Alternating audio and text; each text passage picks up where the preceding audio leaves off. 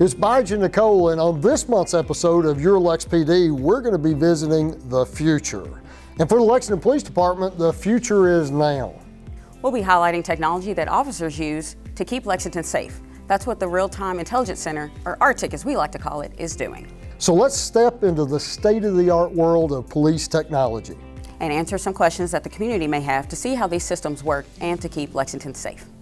All right, last month we had a conversation with Chief Weathers, and one of the things that we talked about was technology and how technology has changed policing. So what a better place to be this month than in the Real-Time Intelligence Center. We are here today with Matt Greathouse, Commander of the Special Investigations Section. How are you today, sir? I'm doing well. Outstanding. So let's talk a little bit about technology. First of all, this is impressive, right? How did we get here? It's been a long road. So we started this about 3 years ago, looking at the ability to potentially record our traffic cameras. And years and years and years ago, they started the traffic camera network, which was about 20 years ago. And the cost to record that was very prohibitive. It was very, very expensive. And over the years, we've seen that come down. And it came down enough that where we thought we could potentially start that. And as we started that, down that road, we found Flock. Actually, Flock found us. They were conducting a national study, and they were looking for volunteer agencies to participate in a study to look at the LPR network and how that actually affects crime. And so they chose us, and they gave us 25 free cameras if we agreed. So we took that to our council, and they approved that. Then we started with that. So we kind of paused our traffic camera recording at that stage to get our Flock camera network installed. So once we got that installed, then we went back to our traffic recording capability, and we started that, I think, about 1.5 years ago and exploring that. So what we did is we bought servers, and we own those. So we don't have to pay any extra service for that. We just record all of the video here now. What's good about that is those cameras are in 135 intersections. There's about 620 feeds total. And we've had a lot of crime that happens in those intersections, or people use the roadway to get to and from those crimes. We focused on violent crime in the very beginning, and we've seen an impact on that. We've been able to get factors for solving those crimes very quickly for our detectives, but what we've seen is it affects all parts of our crime. From property crimes to petty crimes to hit and runs to just about anything the police does, we've seen a huge impact, not only with the traffic camera network, but also with our Flock LPR cameras. So what would you say are some misconceptions that the public may have with these cameras? So the misconceptions, they're long. The Flock, let's start with Flock if you don't mind. We'll start with Flock. People think that when we take a picture of a rear vehicle that we get all kinds of information. And what we'll do is we can show that on our camera or our screen over here later on. But what we get as officers, you get a zoomed in picture of the license plate, you get a picture of the rear of the vehicle with the license plate affixed, and then you get a map showing where it is in the county. That's it. You don't get anything else. We've heard from that we're able to see inside vehicles and tell if somebody has a gun. We're able to see somebody's credit history, criminal history, all those things. It is not. It is simply a lead for our officers and detectives to start with. It allows them the capability of zooming into a certain area and looking to see if somebody was in or not in that area when a crime happened. And that's how they're able to use that system. So we don't have the capability of locating. It's not a tracking system or anything like that. For our traffic camera networks, those are all in a public space. So there's no expectation of privacy in public. Anybody can record anybody in public. And those, we've heard that you can see into houses and things like that. They're not in intersections where residential business or residences are. And if there are, they're actually blacked out. They're actually white. There's white boxes over those houses, so we couldn't be able to see in those anyway. So we've got 3 different components, and as you were talking about misconceptions, and I hear people talk about that all the time. So if I'm driving through an intersection and there's a picture taken of my license plate, does anybody even see it? No, that's the great thing about it. We take, I would say, somewhere in the neighborhood of several 100,000 pictures a day with our LPR network. If you're not doing anything illegal or you haven't done anything illegal, we're not ever going to see those pictures. Those are kept for 60 days. So you driving your vehicle down an intersection or down anywhere in Fayette County, on the 61st day, if I was looking for your specific vehicle, I can't find it. It's not recorded. It's not there. Those actually drop off after 60 days. So those are gone. But what we link that with is our National Crime Information Computer System. That's been around since the 70s, way before we started in police work, but that's something we've been using that entire time. That's where we put all the people that are wanted, our stolen vehicles, our people that are in danger, stolen weapons, all those things. What it does is it matches or looks for matches in that database. And Flock gets that data about 4 times a day. And so what it looks for is that stolen car. It basically takes a picture of a license plate and says, is this license plate in this list? And if it's not in that list, nobody ever sees it, nobody ever pays attention to it. And the only time it happens is if it pops up, it's like that was a match, and then it sends an alert out to our officers in the street to be able to go give them a lead that there may be a stolen vehicle or some potential criminal activity in that specific area. If there's an available officer, they can go. It's not required, it's not anything like that, so they can go. If they can be there or they're in that area, they can go there and try to investigate that crime. And the good thing is also, if there's somebody that committed a crime, we can go back and look to see if they were in that specific area. And even better, if somebody says they weren't in that area, that we can also prove that too, they weren't in that area. Absolutely. So what are some successes? Wow, we've had tremendous success. We had our first 2 Flock cameras installed about 2 years ago, and within 24 hours we had, I think, a stolen vehicle already recovered. At that time, we knew this was going to be very, very successful. So we started with 25. We knew and we thought that we were going to want to expand, and we had potentially looked at asking for 75 more cameras. That was what was in the budget, and we ultimately did ask for that 75 additional for a total of 100 cameras now, because a city our size is somewhere in the neighborhood of between 100 and 150 cameras. So we went to 100 cameras. We've seen tremendous success. We've been able to solve just about any crime that we've had happen here has been used to, that Flock system specifically has been used for solvability factors in those crimes. What's really good about it is those who have loved ones who may have dementia or may have some kind of other ailment where they're not able to find their way home, we've been able to use that network to locate folks that are not only missing here, but also from out of state and reunite them with their loved ones. Those have been the best successes, I think, for our agency and for our community, is to find those that they can't find their way home. We got a call from Ohio that said, we think somebody's in your area. Within an hour, we found them and located them, had them stopped, and called their family and helped them get reunited. Well, I think that's something that a lot of people don't think about. They think about the crime component, but they don't realize there's a humanitarian side Absolutely. to this Absolutely. program as well, right? So, Yes. Now, what about accountability? That's something that's discussed a lot in policing, Yes. obviously, and we have a lot of information here, even though it's not necessarily the information a lot of people thought it was. How are we accountable for this? Great question.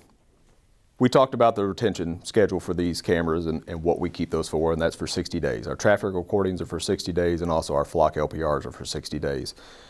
Every click of the mouse or anything you do to manipulate in that system or any system we have here is recorded for perpetuity. So if you are looking for somebody or somebody ever accuses you of doing something you're not supposed to be doing or using the system inappropriately against policy, we're able to go back and look to see what you were actually doing in the system. That lives forever. So every time a mouse is clicked, it records it every single time, and that lives forever. That doesn't go away after 60 days, which is great, because we're able to go back and look at that. In addition to that, by policy, we do an audit once a quarter. We do that audit, we look at it internally. It goes from the intelligence unit lieutenant, it comes to me, I reviewed it, it goes to our bureau chief, he reviews it, and then it goes to the public integrity unit, and they review it. And then once it's reviewed all the way through those layers, then it's posted on our website. And then in addition to that, our public integrity does a separate audit all by themselves away from what we do, just to make sure that everything is on the up and up, and that's posted also. Outstanding. And we talked about bad information, and unfortunately there are still people out there that think that we write traffic tickets. There are still people think that we have all kinds of information that we really don't have access to. So hopefully this has been a tool for the public to realize today that this is about keeping people safe. Yes. It's not about invading privacy. That is correct. And we cannot use these cameras or any other camera for that matter to write speeding tickets or red light tickets. It's prohibited by state law, so we can't do that. An officer has to be present in that specific intersection and see the crime, stop the person to write the citation. Cameras can't be used, and these will not be used for that. All right, we have talked about Flock cameras and license plate readers. We've talked about traffic cameras and all the ways that they can help the police department, obviously help the citizens. What if I have a doorbell camera Is there anything I can do? Absolutely. What we got this year in our budget is called Fusus, and what that does is take everything we had talked about, our traffic cameras, our flock cameras, and any other video camera, and we can mesh it into one screen to include our body cameras. And so on this screen here, you will actually see my body cam is right here down our headquarters. So what this screen is really busy, but I put everything and all the layers on here so we can explain what each one of these are. So the triangles are, there's two different colors. There's a green and a red. The reds are high priority calls, and the greens are low priority calls. You have the gray areas here where you see a number 4 or 5. Those are our traffic cameras. So those are all listed on the map.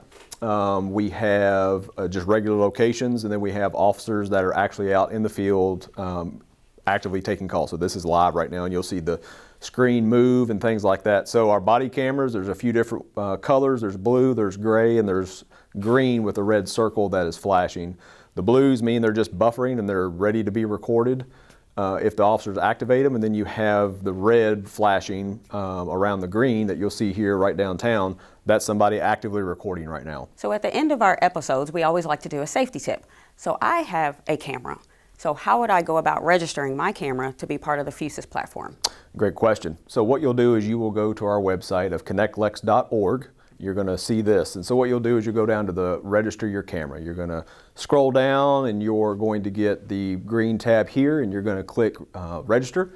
It's going to ask you a few simple questions at the very beginning. You're going to get your first name, your last name, an email, and a good phone number. The reason these are important is we want to be able to reach out to you if a crime does occur and that's where you live or where your business is. You're going to click next, and then it's going to ask for your address where the cameras are. It's going to ask if it's a residential or a business, and it's going to ask a couple questions of how many cameras do you have inside the business or your residence, or how many cameras you have on the outside. You click that and you hit submit. So what you'll do is you'll get a follow-up email to confirm that you actually have a good phone number, a good email address, and then you're going to pop up on our screen in a blue dot. You're going to be part of the network that's going to help keep our community safe. The only time we're going to see any of those cameras or feeds are only when you share it. So if there's not a crime happening in your area, you're never going to hear from us. If there is, what we're going to do is we're going to send you an email, and it'll come through an email address that you gave us, and it'll ask specifics. We had a crime happen in this area at this specific time. We're asking you to check your video cameras to see if you recorded anything. If you did, there's going to be a link, and you're going to be able to upload that directly to Fusus for our detectives to actually look. We don't have access to any of that camera footage unless you actually share it to us.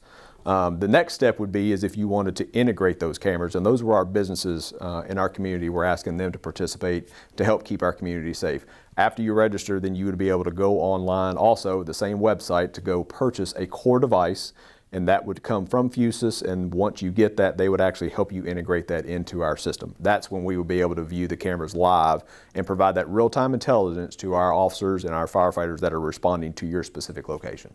But if I just want to register, is there any cost for that? Registering is free. Okay. It is zero cost, and it takes less than 60 seconds to register.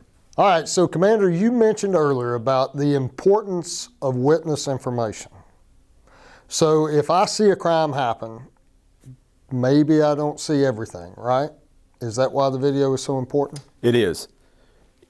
This is a human factor. If something traumatic happens to you, or you don't know you're actually witnessing something that may be important, it's very hard to recall specifics like what somebody was wearing, the specifics, the colors of their shoes or their clothes, the direction they may or may not have went, the car they were driving, the number of people. So the video is extremely important to provide that real-time intelligence to the officers that are responding. So we have that precision policing we're looking for, that we're going specifically after those that are committing the crimes.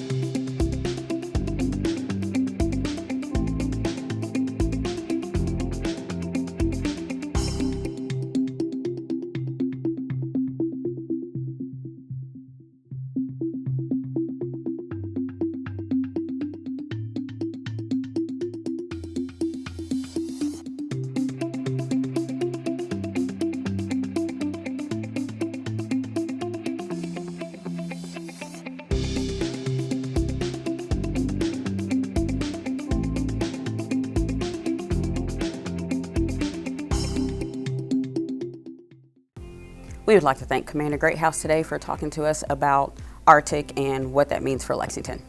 All right, so the holiday season is coming up. So next month's episode, we're going to be looking at property crimes, burglaries, breaking in cars, those types of things, and how Lexington can stay safe during the holidays.